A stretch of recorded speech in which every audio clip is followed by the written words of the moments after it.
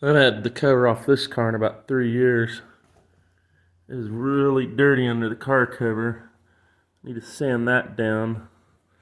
I'd painted it and then I did not sand the orange peel off with 2000 grit, and I need to. Apparently somehow there's a chip there. I need to get that orange peel sanded off.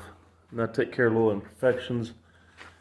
And there's a couple spots right there I need to get on the bottom with the touch up.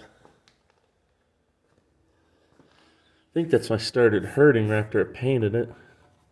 Kind of lost my ability to do a lot of stuff. So yeah, definitely need to wet polish this down. Too much orange peel. And then I need to give it a really, really good bath.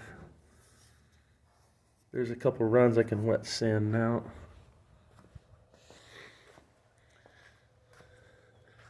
Oh, I need to put a couple of touches of paint there and there. And I was leaving a few flaws in the car. Not too many, but I wanted a few.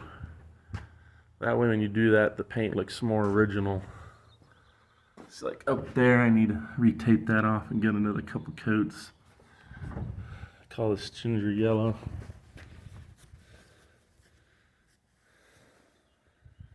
Yeah, I need to see, even like that there, I get my glasses. Right there, when you wet sand that with 4000 grit, that kind of takes care of a lot of this stuff. Will come out, little runs and stuff. See, it's all new inside. How many minutes did I got? Starting to feel a little bit better, so I think I'm gonna have to, 3 years later, actually get around and wet sand this paint job down and fix a few flaws. Then I need to replace the brake line hoses and bleed the brakes. It's good to go. Got the antenna and the fender.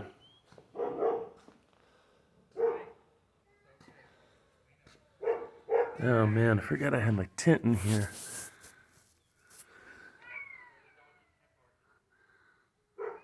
Alright, that's it.